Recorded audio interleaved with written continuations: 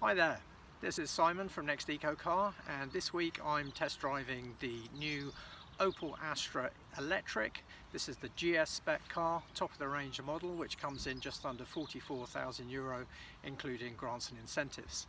Now this car has a 54 kilowatt hour battery which will give it a range in the region of 400 kilometers. We'll see how we get on with that. As I think you'll agree, a very handsome looking car. Of course this is a hatchback rather than a crossover and SUV. I much prefer these sort of cars. Charging of this car, CCS charging, rapid charging up to 100 kilowatts, which should give you a 20 to 80% charge in around 25 minutes on an appropriate equipped charger. So let's see how we get on. Okay, so let's do a quick walk around. Now we've got this common now to most of the new Opel models, is what they call the visor design of the front grille area, if you like. That's common to the other electric cars in the range like the Mocha and the Corsa, which I've also driven. Also this sort of ridge down the bonnet line, which kind of harks back to some Opels of previous eras like the Manta and so on. 18-inch wheels across the range on the Astra E. These particular ones on the GS model are called a Falcon design. Very nice wheel, I'm sure you'll agree. Some nice slashes and creases down the side there. As you can see, quite a low car, obviously being a hatchback as opposed to a crossover or SUV. No unnecessary ride height here. Have this nice black roof. I believe this is on all the GS spec cars, and there are 7 colours available. This is a metallic silver, which I'm sure you'll agree is very nice. Around at the back, have the old reversing camera there, and there's a 360 reversing and side front camera view for when you're manoeuvring. Have a look in the boot here.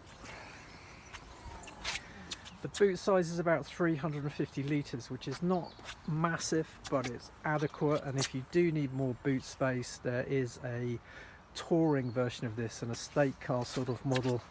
There's an area under the boot floor there for your cables. This not being a dedicated EV, there's some, you can see some of the battery casing there. There's a push through there for skis, and a 60-40 split on the rear seats.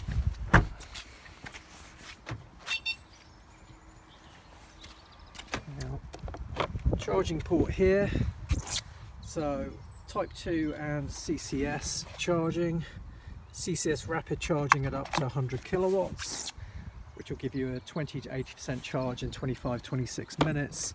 A full overnight charge at 7 kilowatts would be in the region of around 8 hours. So yeah, great looking car, I think. Let's have a quick look on the inside.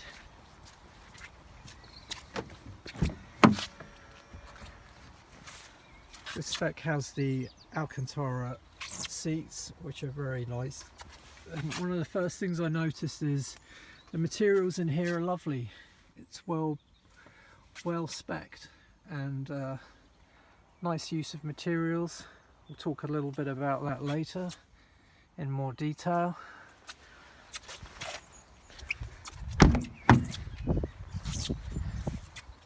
In the back, well, that's set for my driving position. I'm about 5'8", so I would sit comfortably there in the back as well. Not the biggest, but I think adequate for many people's needs. So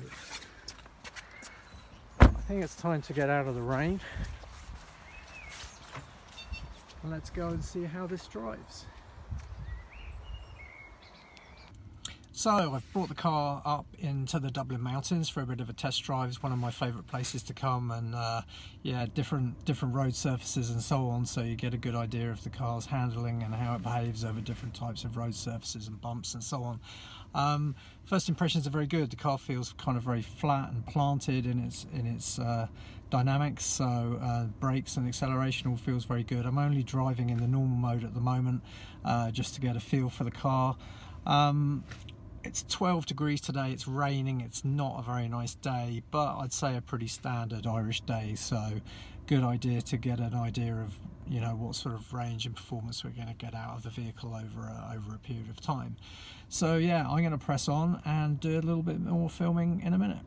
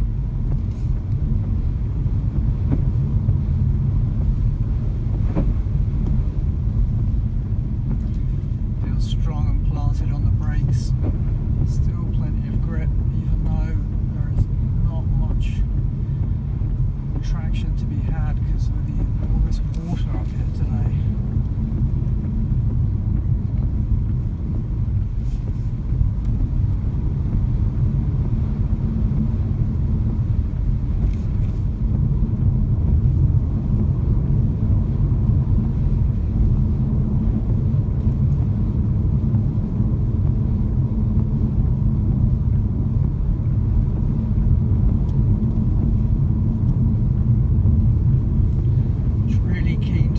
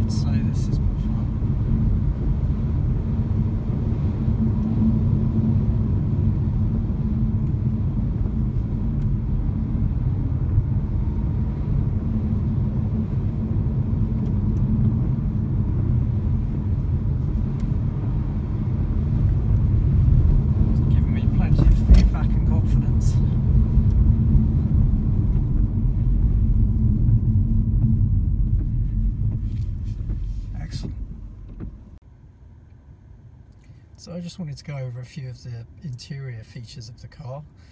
As you can see, the main 10-inch dashboard screen here, and it has a second 10-inch infotainment screen there in the middle, slightly offset towards the driver, which is nice. Lots of physical buttons in this car, as you can see, which I know a lot of people prefer. I personally do as well. So we've got heated seats there in the front, also heated steering wheel, which is lovely. I think one of the greatest features ever invented in a car. Dual zone air conditioning. Down here we've got the charging pad for your mobile phone and 2 USB sockets nestled down there as well. Down here in the middle we've got the drive selector, so drive, neutral, P for park. Then we've got the drive mode, which is the kind of performance, so eco, normal or sport for more performant eco to save battery and so on. This has a electronic handbrake, which is great. Onto the steering wheel, we've got all of our cruise control controls there. On the left hand side it has adaptive cruise control, this car, which is very good, and your audio and phone controls there on the right hand side. Nice leather steering wheel, it's comfortable, and yeah, nice. Maybe like it to be a little bit thicker, but no, it's a nice wheel, feels good. On the right hand side here we've got the controls for the windows and the mirrors, with retractable mirrors in this case. Some nice vents going on here, some nice design. I like these nice materials here. There's some nice sort of carbon inserts here in the door, and contrasting parts of the Alcantara. If you can see down there in the footwell, there's some nice sort of chrome sporting sort of pedals. They're nice, good feel on those. So yeah. In the central dash, back to that, so on the left you've got like your power usage display, so yeah, you can see there how much power you're using. If you're in that middle eco zone, then that means you're not using too much energy. If you're into the power zone at the top, then obviously you're starting to use more battery than maybe you should if you want to preserve range. The bottom, the charge, that's when you're using the regenerative braking, so you'll see that light up as you're braking. In the middle you've got your stats there about your usage. I've been pressing on a bit there for the last while, so yeah, the averages aren't great in terms of kilowatt hour usage, but I've been, like I said, I've been pressing on and coming up into the mountains, so not looking too bad, all things considered. And there's your remaining range estimate there, 350 kilometers at the moment and 85% remaining capacity. So yeah, nice and clear and well laid out.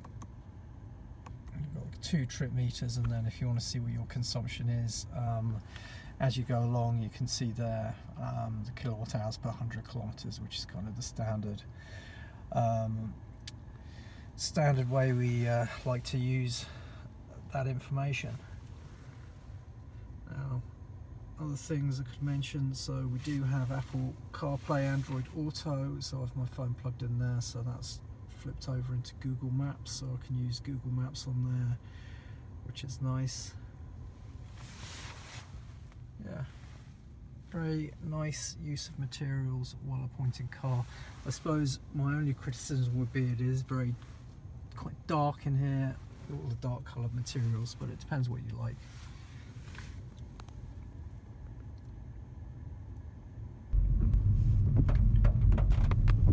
Morning, lads.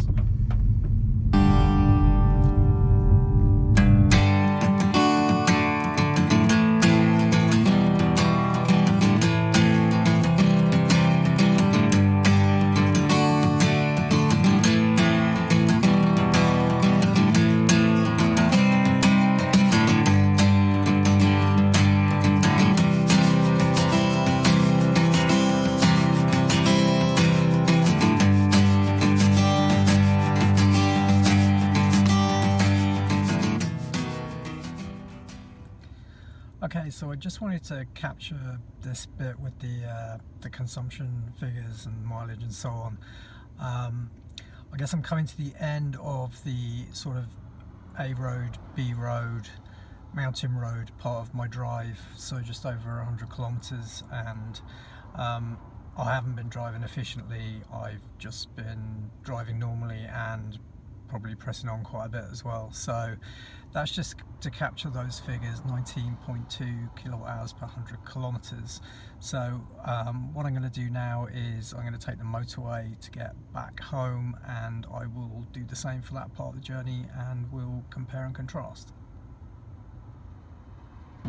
So I'm on my way back to Dublin now on the M9, around sort of Kilcullen sort of area, heading towards Naas. And what it wanted to do was just do a little experiment around the efficiency on the motorway. So I'm currently travelling at 100 kilometers an hour on the cruise control. So I'm on a relatively flat piece of motorway here. Now it isn't a very nice day, it's raining, so that doesn't help with efficiency.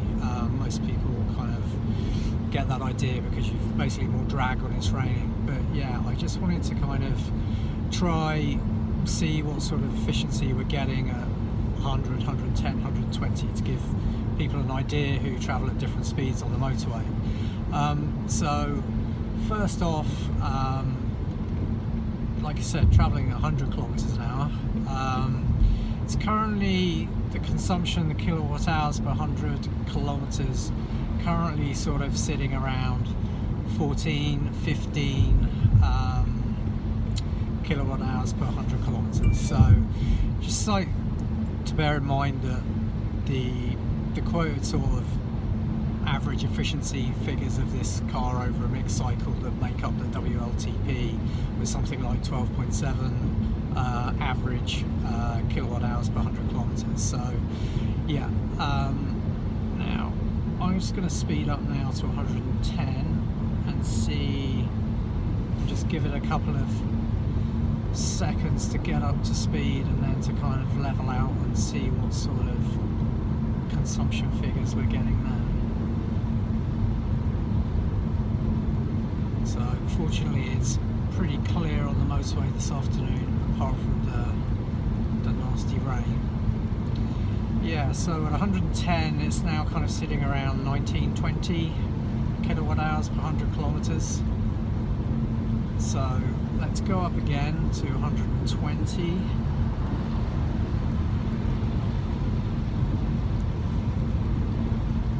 And again we'll let that pick up speed.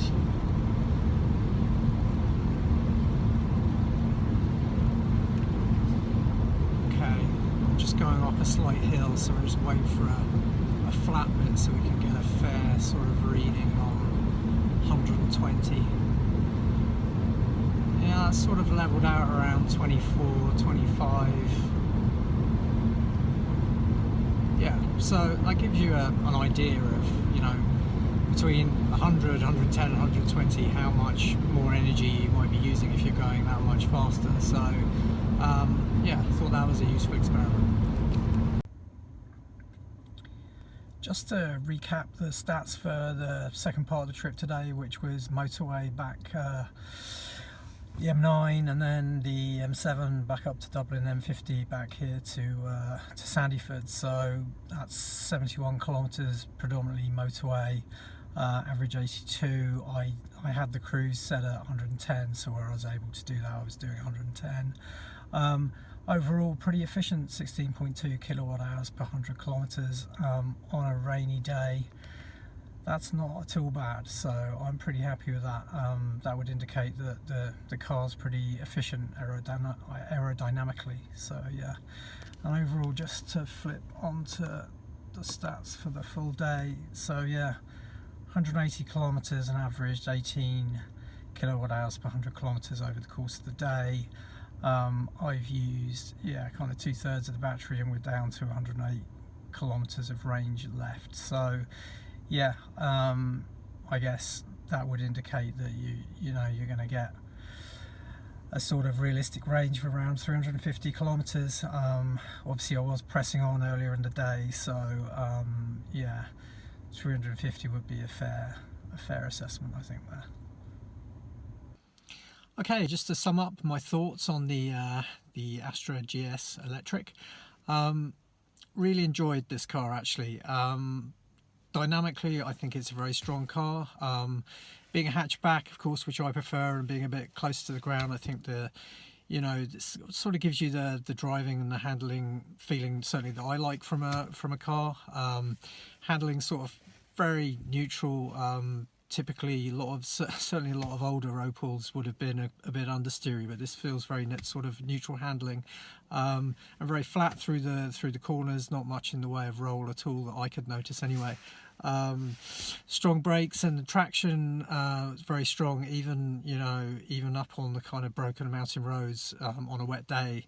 Really kind of struggling to have the car brake traction in any way, even when you sort of put the foot down. So yeah, that was very, very reassuring.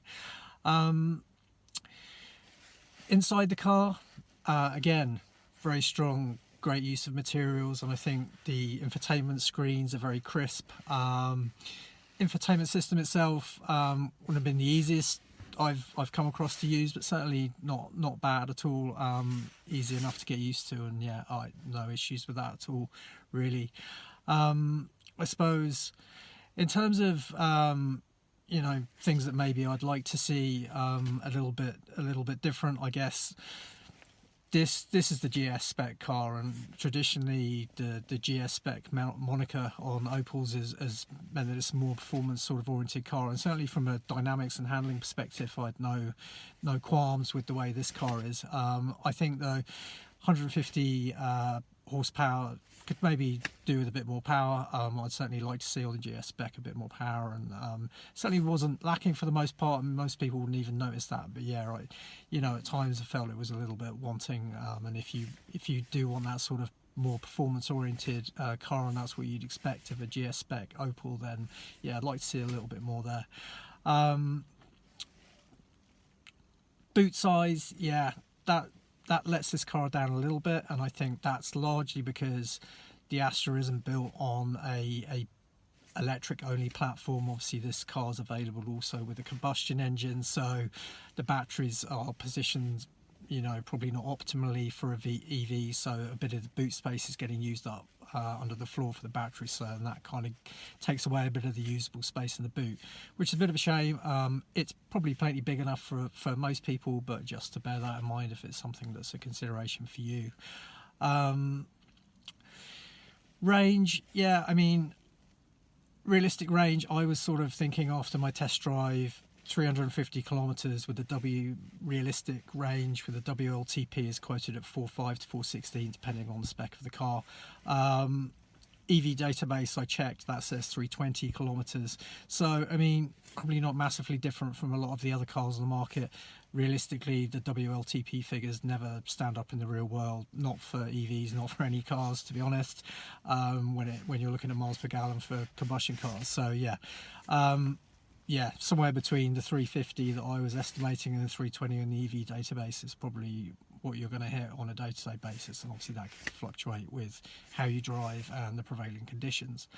And that's out of 50, I think it's 54 kilowatt hour battery. It's quite as but it's 50.8 kilowatt hours usable in this battery. Now, very quickly, just in terms of obvious competitors for this car, being a mid-size fully electric hatchback, you could also look at the Nissan Leaf, VW ID3, Cupra Born, MG4.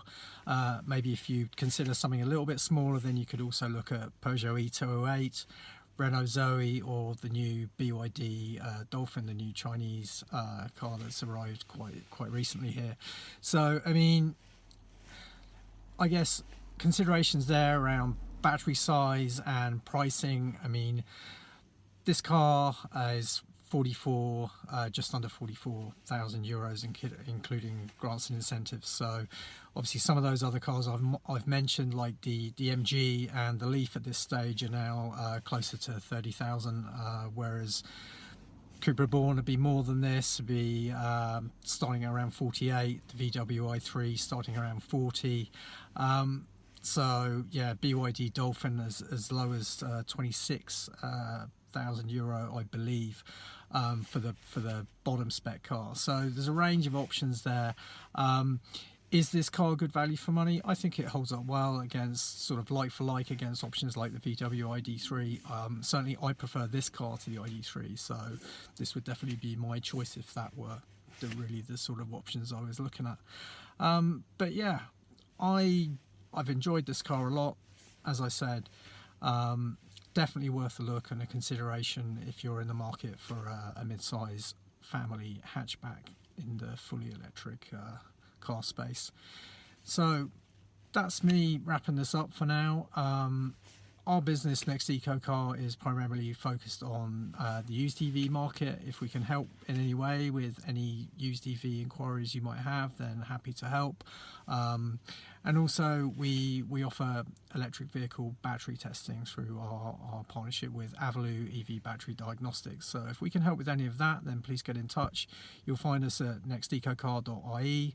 On socials, we are on most platforms at Next Eco Car, or feel free to contact me directly, simon@nextecocar.ie, or you can call me 089 708 5859. Okay, if you got this far, thanks very much for listening. Hope you enjoyed the review, and take care for now. Thanks, bye bye.